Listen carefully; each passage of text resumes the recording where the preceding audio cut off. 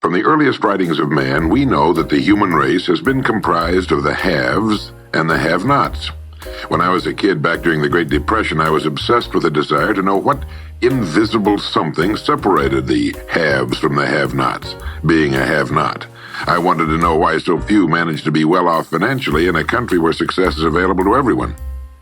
For example, in checking the Statistical Abstract of the United States, published by the Bureau of the Census, I discovered, just lately, that only 10% of the men in this country, 65 years of age and older, have incomes of $6,000 or more a year. More than 80% of all men 65 or older have incomes under $4,000 a year. Only 7.6% have incomes between $7,000 and $10,000 a year, and only 3.7% have incomes of $10,000 a year or more. A man starts his working career in his 20s, often earlier. He's fortunate in that he lives in the free world.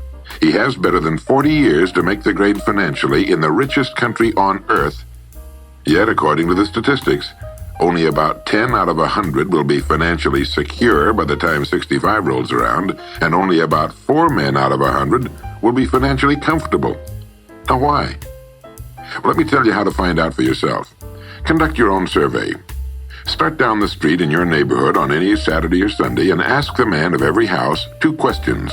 The first question is, what are you doing at the present time to increase your income now? That is, how much do you want to earn? And when you've evaluated the blank stare you get in response to that question, ask question number 2, which goes, how much money are you planning to be worth at age 65? Now, when the silence becomes too unnerving, thank him and move on to the next house. Ask 50 men, 100, 1,000, until you're completely convinced that the reason men don't make more money during their working lives, and the reason men aren't financially independent by the time they're 65, is simply that they seldom, if ever, do any constructive thinking on either subject. It's that simple, unfortunately.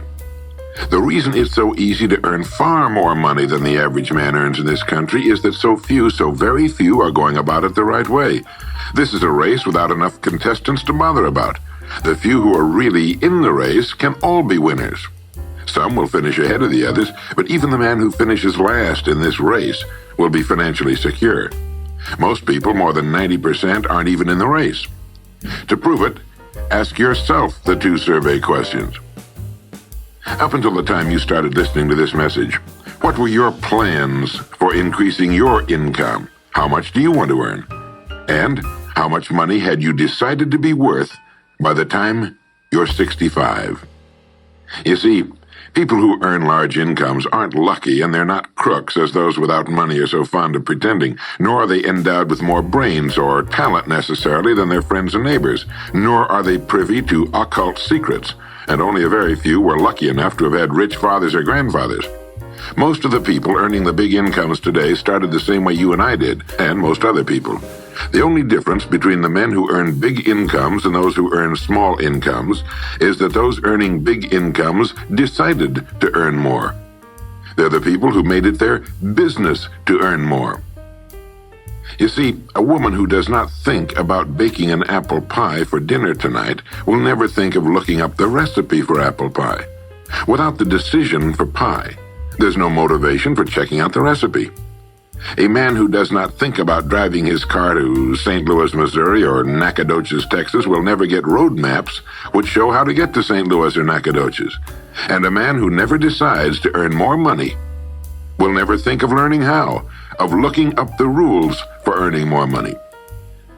You see, people do what they make up their minds to do. So get rid of the ancient superstition once and for all that people who earn big money are special people, or lucky, or get the breaks, or had money to begin with, or knew someone, or are smarter, or anything else. These are alibis. They can all be disproved 1,000 times. The reason there are so many of these alibis around is that men who fail to make the grade financially are seldom honest enough to just admit that they really didn't try and keep trying. So in order to justify their failure, in order to remain seated, they dream up and pass along these old alibis. We're all self-made, but only the successful will admit it. I once had occasion to visit Charleston, South Carolina. I'd never been there before, so I hired a taxi to drive me around the historic old town.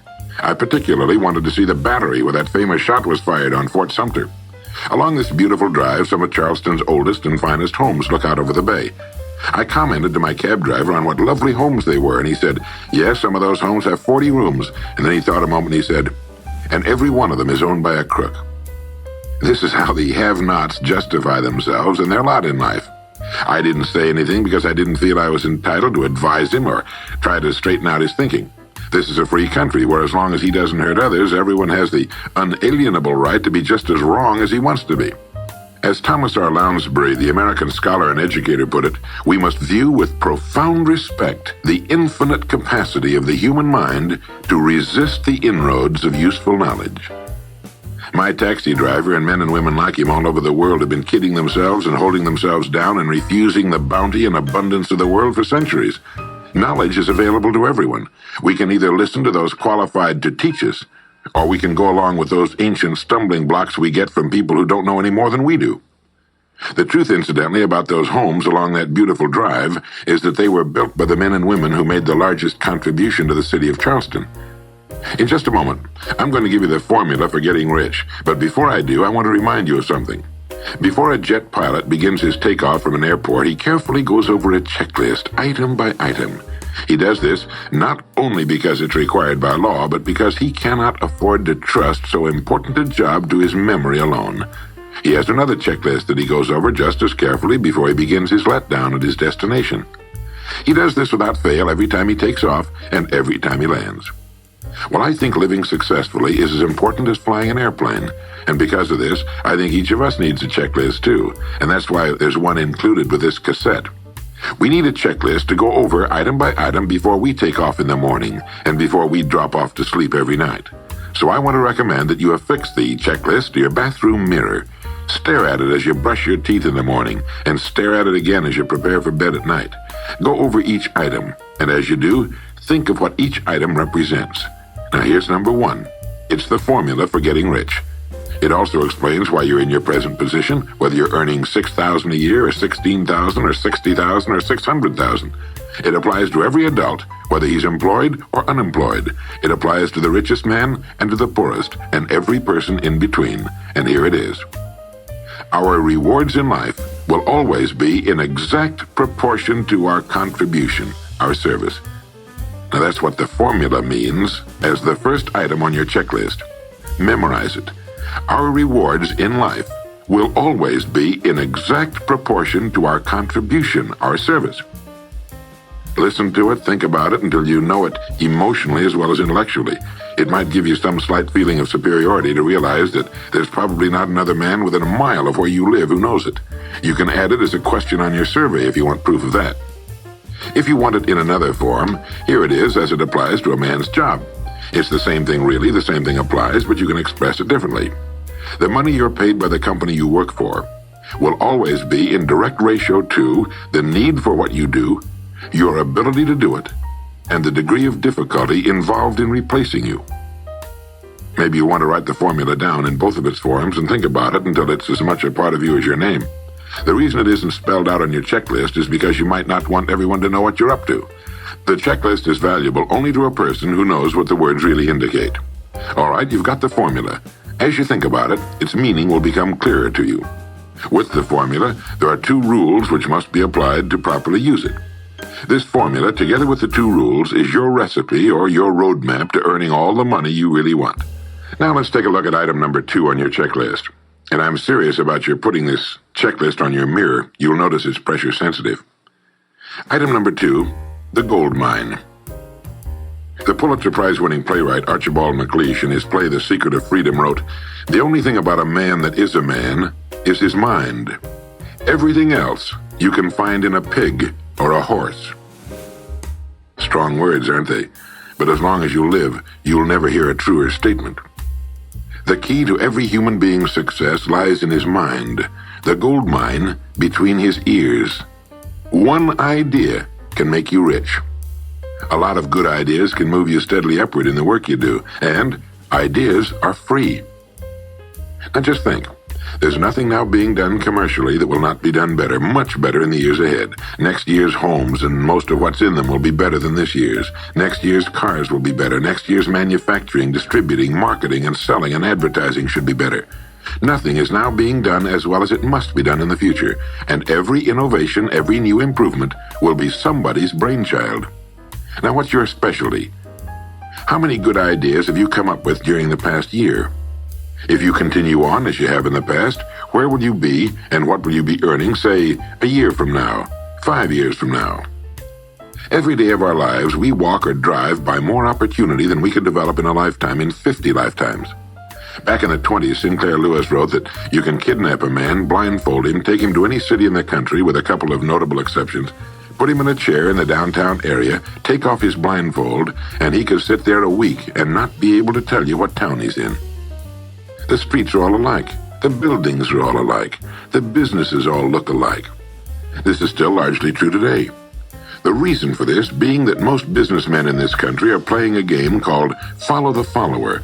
If a man goes into business, no matter what line it happens to be, the first thing he does is make certain that his place of business, outside and inside, looks exactly like every other place of business of that type in the country. Do you know why? It's because he's been playing copycat since he was a year old and does it without thinking about it. For the same reason kids dress alike in school. He wants to be one of the gang. He doesn't necessarily examine all the business establishments in his field and pattern his on the one outstanding example, the one that inspires him, the one that he can really believe in. He just does what everybody else in his business is doing, and by this simple process, he guarantees his own mediocrity. Whose drum are you marching to, if indeed you're marching to anyone's, and why? Remember, whatever you now do for a living will be done differently, quite differently a few years from now. Never in the history of mankind have the opportunities for all of us been so great. But the great majority of people will be the beneficiaries of progress, not those who bring it about. Which group are you going to belong to? If you want to be a contributor, not just a beneficiary, here's the first rule. It appears on your checklist as the gold mine. So, think. Think deliberately and with a purpose. Use the gold mine between your ears. Begin by thinking at a special time every day.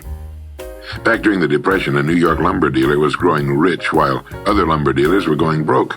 When asked how he did it, he said, "Every evening when I get home, I close myself up in a quiet room, sit in a comfortable chair, and ask myself, how will my business be conducted 10 years from now? Then I try to do it now."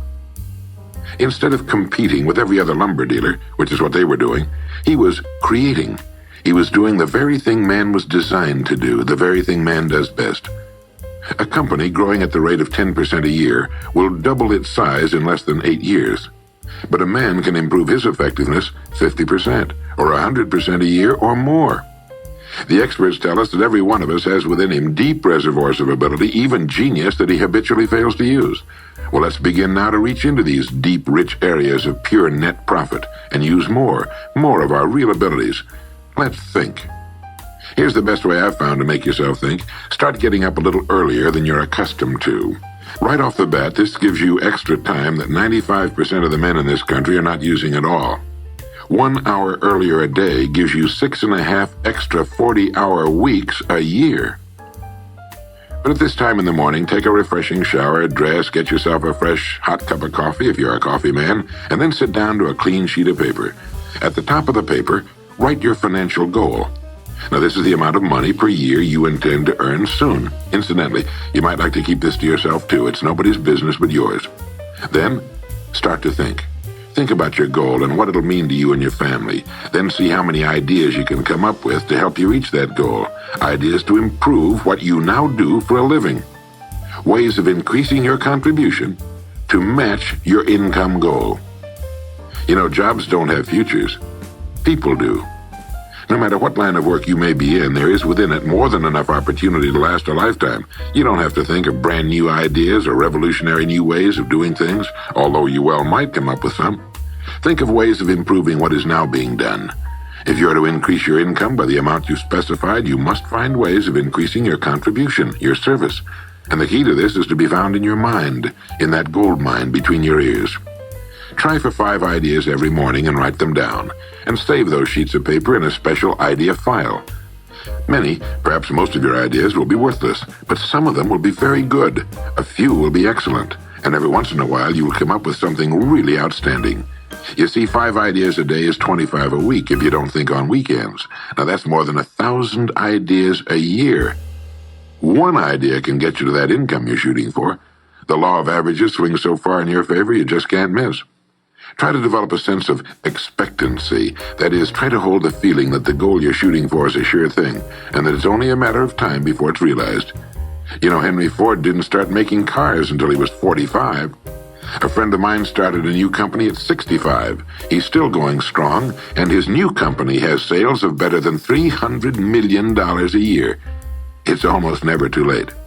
Try not to think of things outside of your own line of work or whatever it is you're most interested in. To think well and profitably, you must discipline your thinking. Keep it on course, controlled, keep it in one field, specialize. Now for the final item on your checklist. It appears as the word. And the word is attitude. Attitude has been called the most important word in the language. William James put it this way. He said, "The greatest discovery of my generation is that human beings can alter their lives by altering their attitudes of mind." Now, this is something to think about. Can alter their lives by altering their attitudes of mind. It's another way of saying we become what we think about.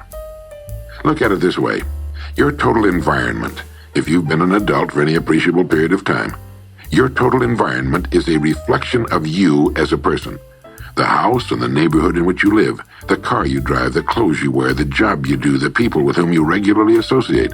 Your total environment is an exact and merciless mirror of you as a human being. Now, if you feel your environment can stand some improvement, you have only to improve your attitude, and your world will gradually change to reflect the changing person. Here's how to change your attitude. Beginning now, begin to act as would the person you most want to become. Now that is, if you were already in possession of the goal you're shooting for, how would you conduct yourself in all of your affairs? Well, do it now, and tomorrow, and the next day. Begin now to act the part of the person you most want to become, and you'll end by becoming that person.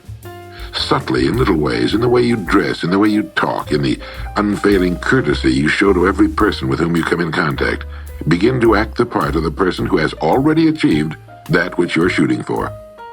The German philosopher Goethe gave us the secret when he said, before you can do something, you must first be something. When you behave like the person you most want to become, the things that person would have will tend to come to you. It's simply cause and effect. Don't be in too big a hurry. It takes longer to build a skyscraper than a chicken coop. Build slowly, steadily, and well. Then when you make it, you'll keep it. You'll stay on top. Always be suspicious of the so-called get-rich-quick scheme or sudden success. Never forget that word, attitude. It's your attitude toward the people with whom you come in contact that will determine their attitudes toward you.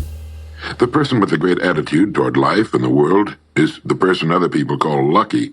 He's not lucky. He's just using our old friend, cause and effect. His causes are excellent, and his effects have to be just as good. Well, that's it. 3 things to remember. 3 things to practice every day. If you spent 16 hours a day, 7 days a week practicing your golf swing, in a relatively short time, you'd have a grooved, beautiful swing like the pros. So practice your new attitude every day, every waking hour.